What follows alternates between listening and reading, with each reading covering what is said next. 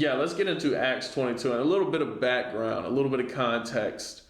As we've been reading for the past couple of weeks, Paul been on his journey preaching the gospel. The Holy Ghost was compelling him to move, or rather to travel to Jerusalem. All the prophets and the apostles were telling him, though, like, hey, look, you probably shouldn't go to Jerusalem. You're going to go to trial. You're going to be on trial. You're going to get locked up for all that you've been doing for Christ. And he said, well, I got to go. I'm ready to die for the Lord. Right? I'm ready to, fulfill my mission. We're going to see this week, because here he hasn't even made it to the trial yet.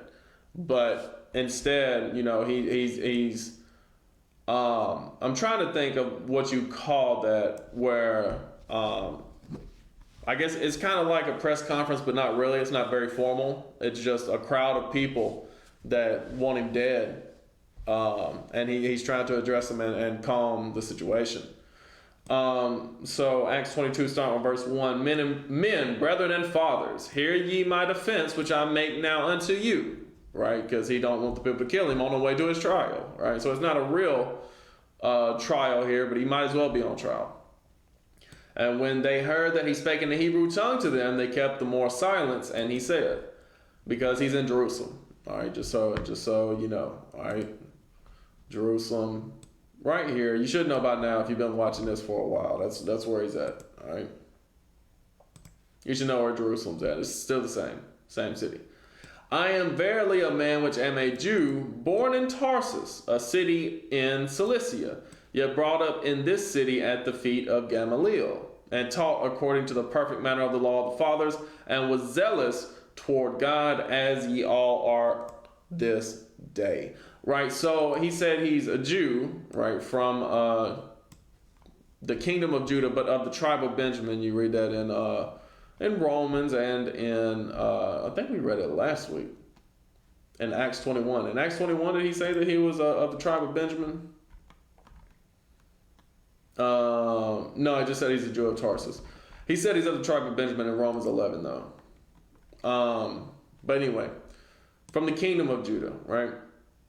But anyway, he was born in Tarsus, a city in Cilicia. And Cilicia meaning in Turkey.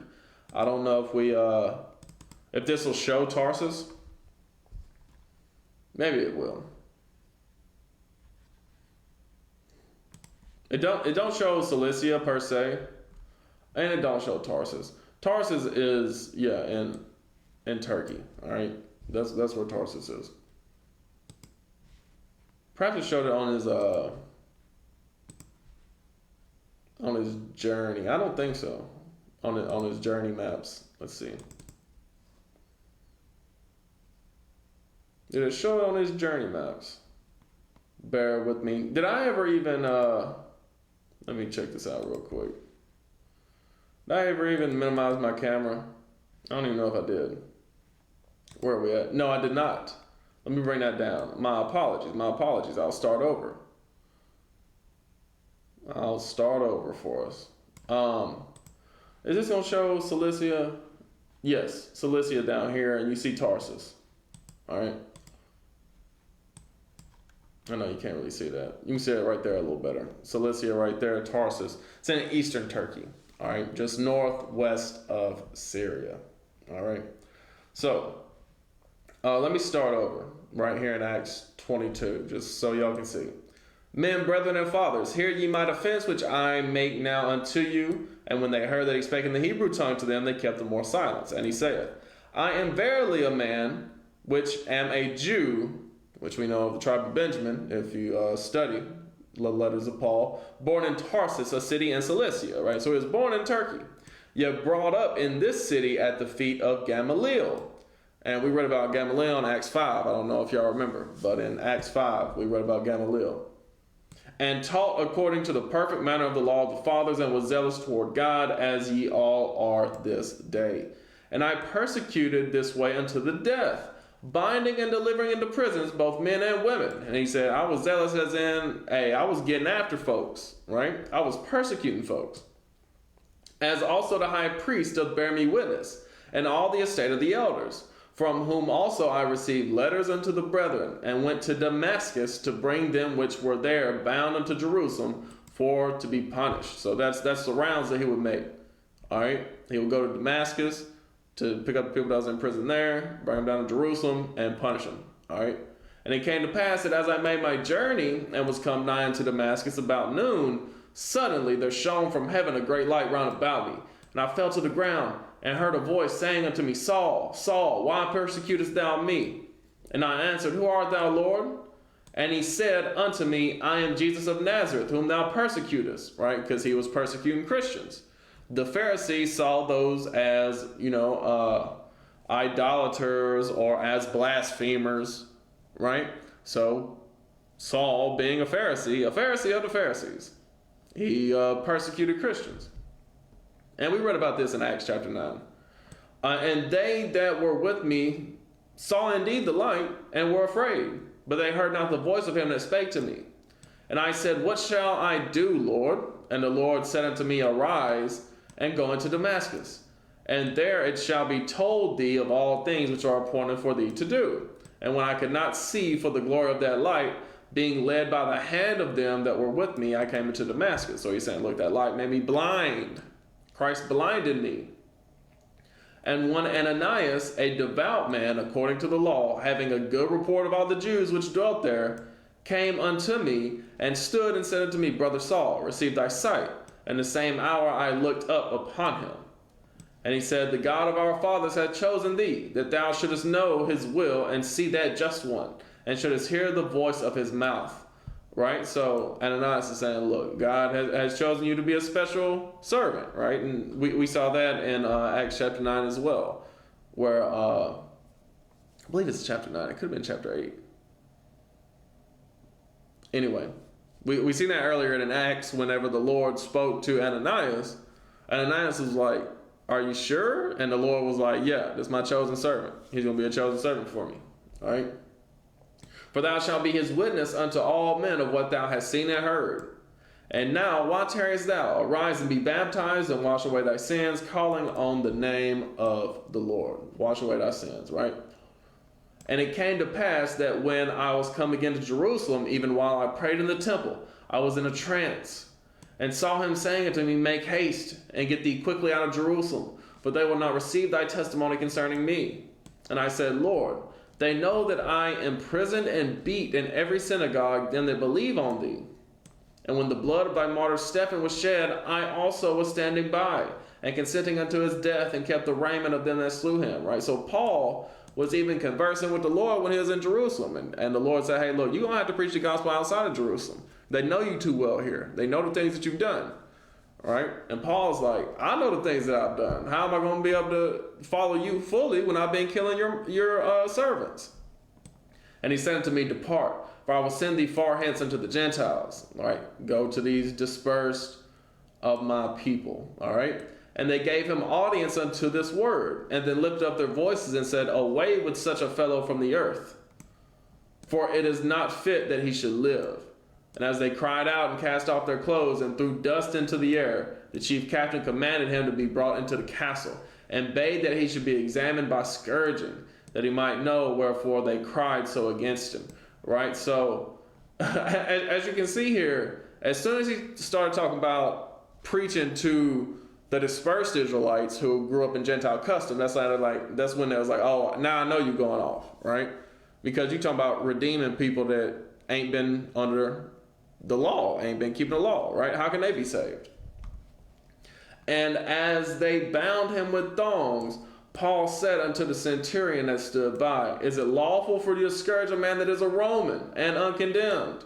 When the centurion heard that, he went and told the chief captain, saying, Take heed what thou doest, for this man is a Roman. He's like, look, I got Roman citizenship.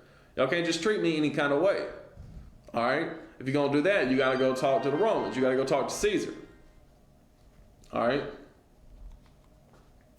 When the centurion, okay, yeah, I just read that. For this man is a Roman. Then the chief captain came and said unto him, Tell me, art thou a Roman? He said, Yeah. And the chief captain answered, With a great sum obtained I his freedom. And Paul said, But I was freeborn. Right? So you have some people who have to gain citizenship, like in the United States, for example. Because now, like the U.S. is the modern day Rome, right?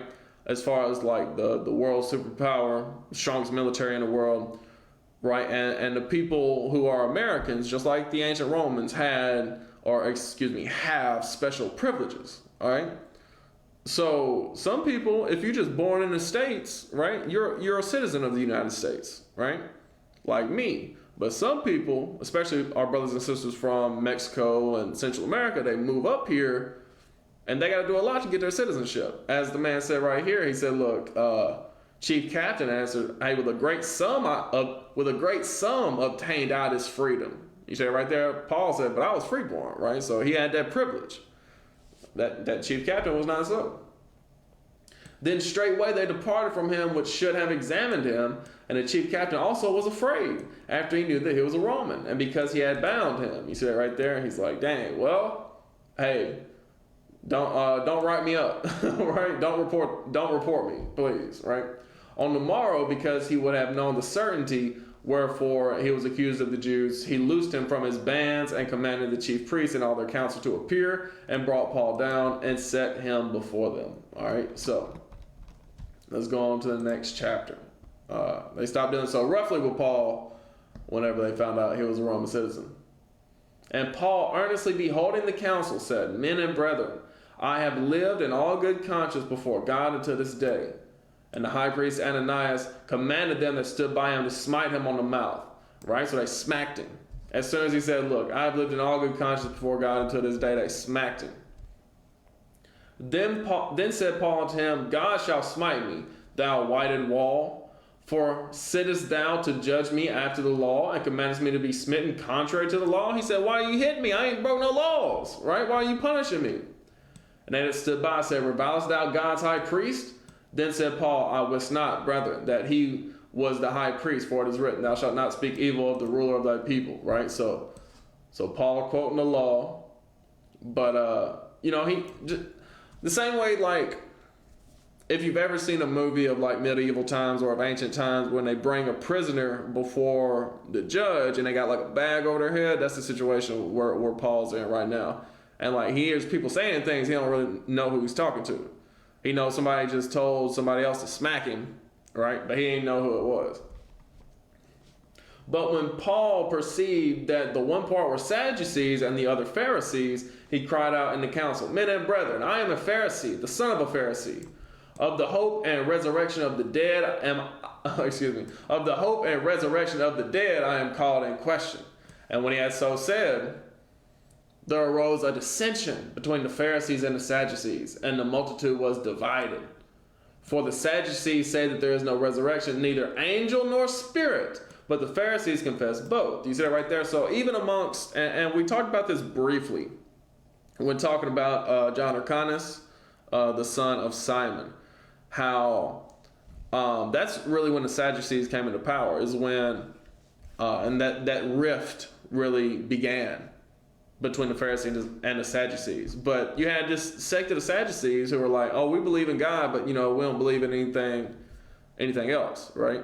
We believe in God, and we believe that when you hear or that all that is what we can see. Basically, there is nothing that we can't see except for God. Everything else, there is no angel, there is no spirit, there is no resurrection from the dead. Once you die, you're gone, right? But the Pharisees were like, well, hold on, y'all going against the scriptures, right? Because the scriptures talk about angels, scriptures talk about spirits. They talk about the spirit that's in man. Sadducees, they weren't quite atheists, but damn near, all right? Very secular. That's the Sadducees, almost secular, all right? But you had these two powerful sects, these two powerful religious groups that had authority in Judea at the time. All right. And Paul is playing them off each other right here. All right.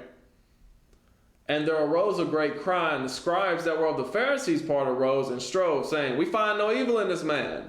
But if a spirit or an angel has spoken to him, let us not fight against God. You see that right there? So he knew exactly what to say to get the Pharisees on his side. Because as he said, I am a Pharisee, the son of a Pharisee, right? So he knew, he learned under Gamaliel, as we read in the last chapter, all right? And when there arose a great dissension, the chief captain, fearing lest Paul should have been pulled in pieces of them, commanded the soldiers to go down and to take him by force from among them and to bring him into the castle, right? Because they know that this is a big trial. They can't just let him die here because he's restrained, and they're about fighting each other over these dissensions here. And the night following, the Lord stood by him and said, "Be of good cheer, Paul, for as thou hast testified of me in Jerusalem, so must thou bear witness also at Rome." Right? So Christ is letting Paul know, hey, this whole time, you've had my apostles, my disciples telling you, hey, look, you're going to go through things in Jerusalem. You've had the Holy Ghost moving you to go down into Jerusalem, right? Now, the way that you've just bear witness for me here in Jerusalem, you've testified of me here in Jerusalem, you gotta go to Rome and do it the same way, right? You gotta go on trial up there too, right? It's all for a purpose. All right. And when it was day, certain of the Jews banded together and bound themselves under a curse, saying that they would neither eat nor drink till they had killed Paul, right? So they made an oath, they made a vow. They said, look, we're going to fast until we kill this Paul dude, all right? And they were more than 40 which had made this conspiracy. That's crazy. This is insane. They said, none of us are going to eat or drink until we kill this dude. Can you imagine? And they came to the chief priests and the elders and said, we have bound ourselves under a great curse, that we will eat nothing until we have slain Paul. And they just came right out and said it. The vitriol, the hatred here is crazy. Now therefore ye with the council signify to the chief captain that he bring him down unto you tomorrow, as though you would inquire something more perfectly concerning him. And we, or ever he come near, are ready to kill it. You see that right there? So they said, look, to hell with all this trial, to hell with all this due process. Hey, just bring him in for questioning, and we'll handle the rest. That's what they're saying here. These some wicked and evil men. And when Paul's sister's son, right, his nephew, heard of their lying in wait, he went and entered into the castle and told Paul. Then Paul called one of the centurions unto him and said, bring this young man unto the chief captain, for he hath a certain thing to tell him. All right. So he's like, look, go tell the chief of police. So he took him and brought him to the chief captain and said, Paul the prisoner called me unto him and prayed me to bring this young man unto thee, who had something to say unto thee. Then the chief captain took him by the hand and went with him aside privately and asked him, what is that thou hast to tell me? Right. So he's like, what is it? And he said, the Jews have agreed to desire thee that thou wouldest bring down Paul tomorrow into the council, as though they would inquire somewhat of him more perfectly. But do not thou yield unto them, for their I jumped down too much. For there lie in wait for him of them more than 40 men, which have bound themselves with an oath, that they will neither eat nor drink till they have killed him. And now are they ready, looking for a promise from thee. So the chief captain then let the young man depart and charged him, see thou tell no man that thou hast showed these things to me. They said, all right, they're trying to conspire against Paul. Okay, don't tell nobody else, and we'll take care of it. All right, we'll take care of it.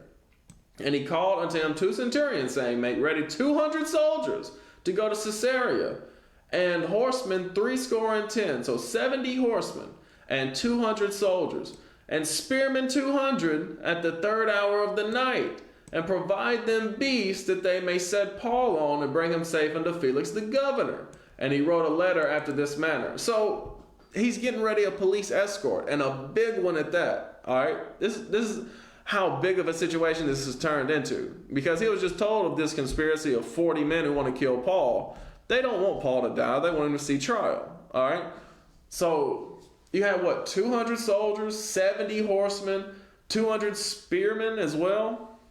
So it's total 400 soldiers plus 70 horsemen. It's crazy. It's a huge police escort going on here. All right, but they wrote this letter. Claudius Lysias, unto the most excellent governor Felix, send greeting. This man was taken of the Jews, and should have been killed of them. Then came I with an army and rescued him, having understood that he was a Roman. Right? So he said, look, I can't just let the Jews kill a Roman citizen. If he's a Roman citizen, he's got to stand a Roman trial. All right? And when I would have known the cause wherefore they accused him, I brought him forth into their council, whom I perceived to be accused of questions of their law, but to have nothing laid to his charge worthy of death or bonds, right? So he's saying, look, he's an innocent man. He hasn't broken their law, all right? And when it was told me how that the Jews laid wait for the man, I sent straightway to thee, and gave commandment to his accusers also to say before thee what they had against him. Farewell. Then the soldiers, as it was commanded them, took Paul and brought him by night to Antipatris? No idea where that's at. Let's see if we see that city. I mean, I don't know, but we see Caesarea up here. This is where, okay, here's Antipatris right here. So this is the destination, Caesarea. They're right here in Jerusalem. They went up the road. They made a stop right here. That's Antipatris. All right. On the morrow, they left the horsemen to go with him and returned to the castle. All right. So they did a little drop off, and then they picked him up in Antipatris, who, when they came to Caesarea and delivered the epistle to the governor, presented Paul also before him. And when the governor had read the letter, he asked of what province he was. And when he understood he was of Cilicia, I hear thee, said he, when thine accusers are also come, and he commanded him to be kept in Herod's judgment hall. All right. So Herod is the Roman appointed governor of Judea, right? Ananias and Caiaphas were co-high priests over Judean law, over, the law of Moses. All right. You had the Pharisees and Sadducees who were over that. So it's the religious order of the land and the political order of the land, right? Rome was over all of it, the whole region, the whole Mediterranean region at the time, right? And they appointed Herod, Herod's father, grandfather, great-grandfather at this point.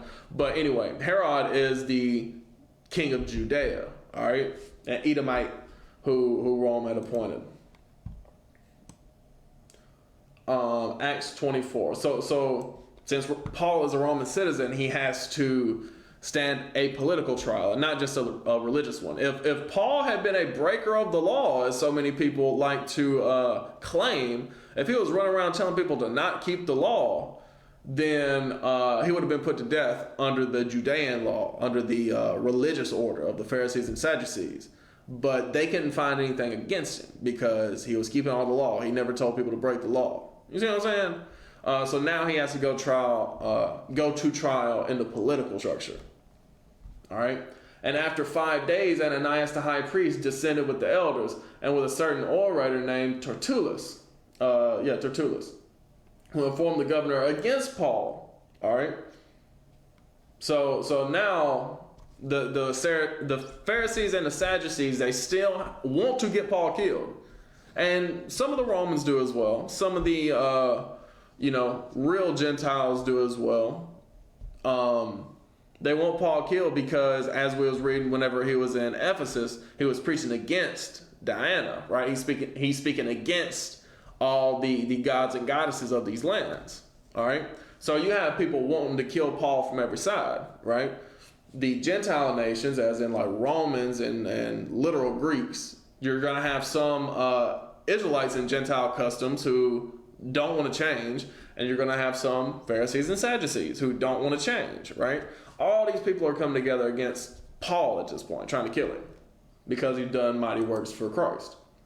And when he was called forth, Tertullus began to accuse him, saying, seeing that by thee we enjoy great quietness, and that very worthy deeds are done unto this nation by thy providence, we accept it always and in all places, most noble Felix, with all thankfulness. Notwithstanding, that I be not further tedious unto thee, I pray thee, that thou wouldest hear us of thy clemency a few words. Right? So Tertullus, he's an orator, right? He's a great public speaker. He knows how to bend your ear, right? So that's what we're seeing here. For we have found this man a pestilent fellow and a mover of sedition among all the Jews throughout the world, and a ringleader of the sect of the Nazarenes, right? So in Judea, they were calling the Christians Nazarenes, right? Because they're followers of Jesus of Nazareth, right? In Antioch, the term was Christians because they were followers of Jesus the Christ, right? That's the one that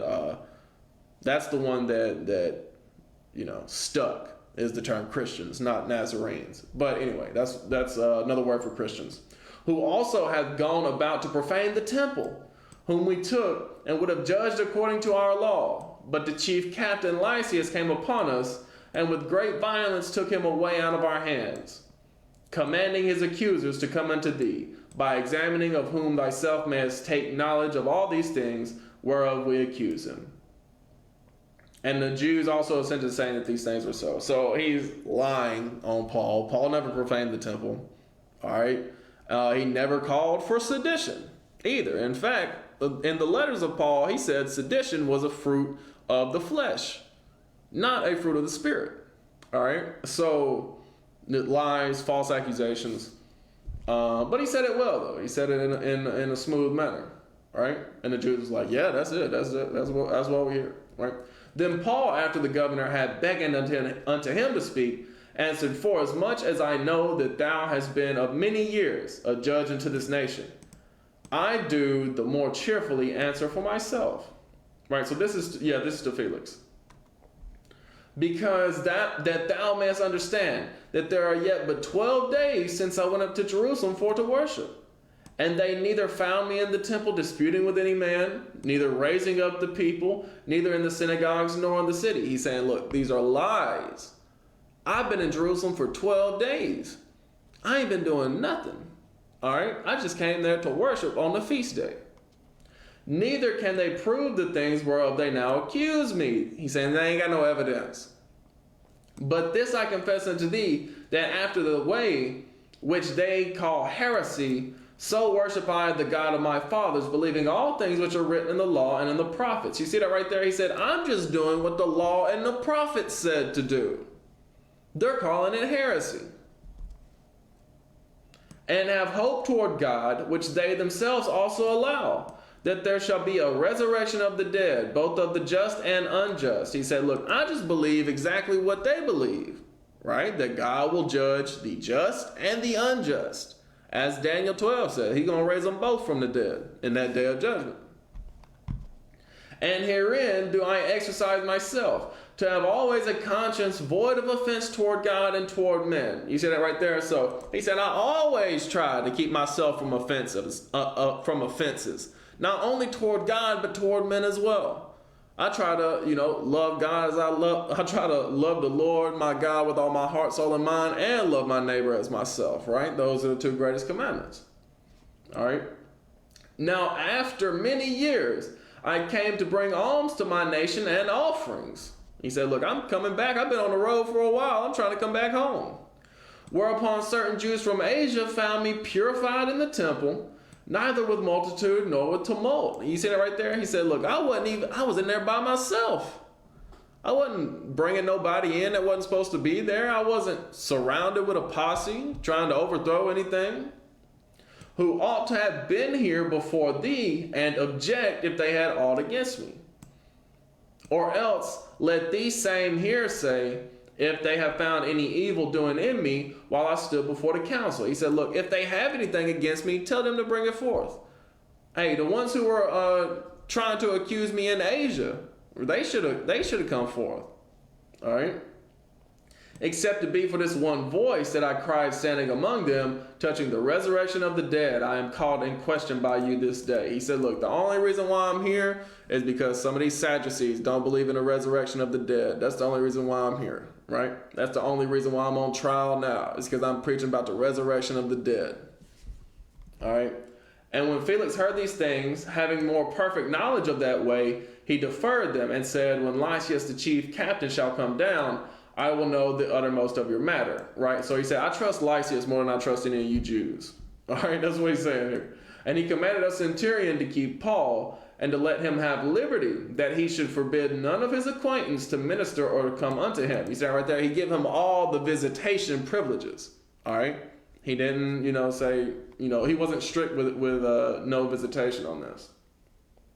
And after certain days, when Felix came with his wife Drusilla, which was a Jewess, he sent for Paul and heard him concerning the faith in Christ, right? So Felix would be one of them Israelites growing up in Roman customs, right? He was more than likely Northern Kingdom, but his wife was a Southern Kingdom woman who grew up with the law. And as he reasoned of righteousness, temperance, and judgment to come, Felix trembled and answered, "Go thy way for this time. When I have a convenient season, I will call for thee." Right there. So he set him free. All right. He set him free with what's a example I can use here? Like, it's like when you're out on bond, right? Like, you can't flee, right? Or there will be people come to get you. But you still await your trial, but you're not in jail, right? That's what's going on with Paul here. All right.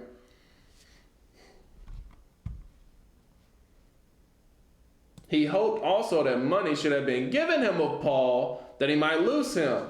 Wherefore he sent for him the oftener and commune with him. But after 2 years, Porcius Festus came into Felix's room, and Felix, willing to show the Jews a pleasure, left Paul bound. All right, so he, oh man, so he was gonna release Paul, but Paul didn't bribe him, right? And that's the thing with Felix here. We see that he heard the word of Christ, right? And he was gonna be nice because he liked hearing the word, but Paul didn't pay him, so he left Paul bound. All right, after 2 years.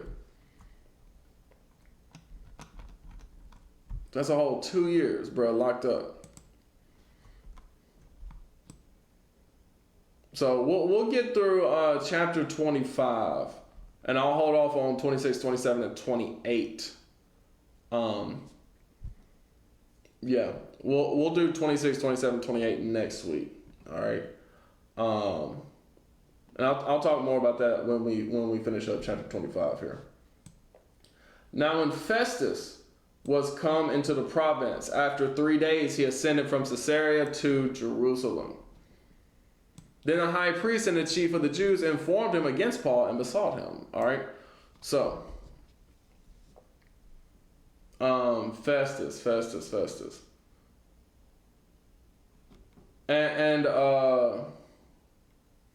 Right. So they're getting ready for a trial in Jerusalem, and desired favor against him, that he would send for him to Jerusalem, laying wait in the way to kill him. All right. So again, you have the high priest Ananias, just straight up wicked at this point. And Ananias and I believe Ananias and Caiaphas were the ones who killed Christ as well. This may be a different one, or maybe like I said, this may be someone else, but I believe it's the same ones who killed Christ. But Festus answered that Paul should be kept at Caesarea, and that he himself would depart shortly thither. Let them therefore, said he, which among you are able to go down with me, and accuse this man, if there be any wickedness in him. Right? So Festus is like, no, we don't need to bring Paul down. He can stay bound in Caesarea, but we can go deal with this judicially, right, in Jerusalem. And when he had tarried among them more than 10 days, he went down to Caesarea. And the next day, sitting on the judgment seat, commanded Paul to be brought.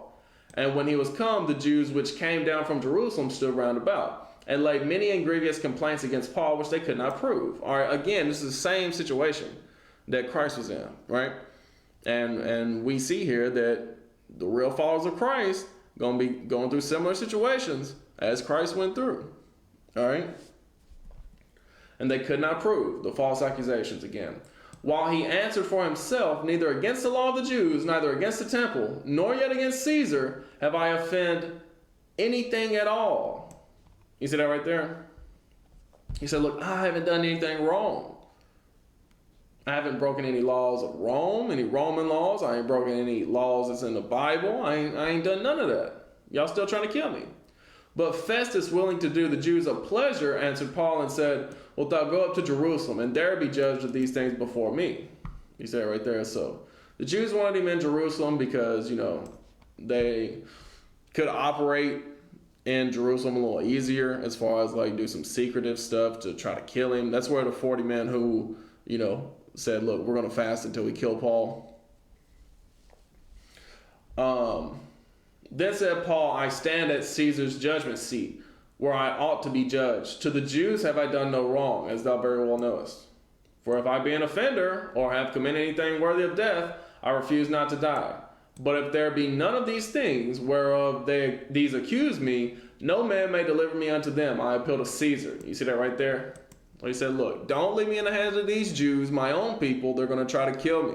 All right, I appeal to Caesar.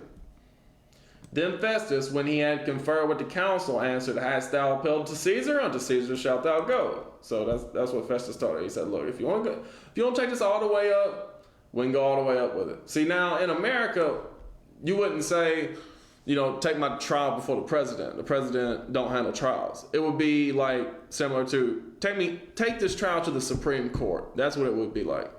Appeal my case to the Supreme Court. That's what it would be like. And after certain days, King Agrippa and Bernice came unto Caesarea to salute Festus. And when they had been there many days, Festus declared Paul's cause unto the king, saying, there is a certain man left in bonds by Felix, about whom, when I was at Jerusalem, the chief priests and the elders of the Jews informed me, desiring to have judgment against him.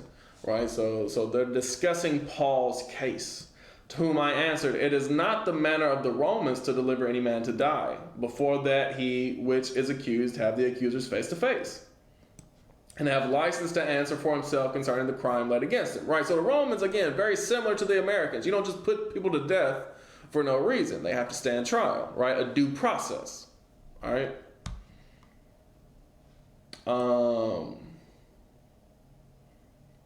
Verse 17. Therefore, when they were come hither without any delay on the morrow, I sat on the judgment seat and commanded the man to be brought forth. Against whom, when the accusers stood up, they brought none accusation of such things as I supposed. You see right there, they said, look, they had no evidence against him. They didn't bring anything against him. But I had certain questions against him of their own superstition, and of one Jesus, which was dead, whom Paul affirmed to be alive. Right? So they said, look, they were just questioning. They didn't have any evidence to bring against him.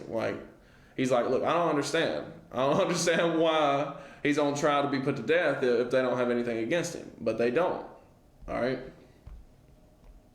He's just talking about this Jesus guy who raised from the dead.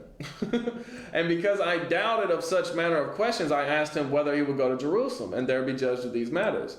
But when Paul had appealed to be reserved unto the hearing of Augustus, I commanded him to be kept till I might send him to Caesar. You see that right there? So he said, look, I told him I'll send him to Caesar if he wants to go to Caesar. That's what he said.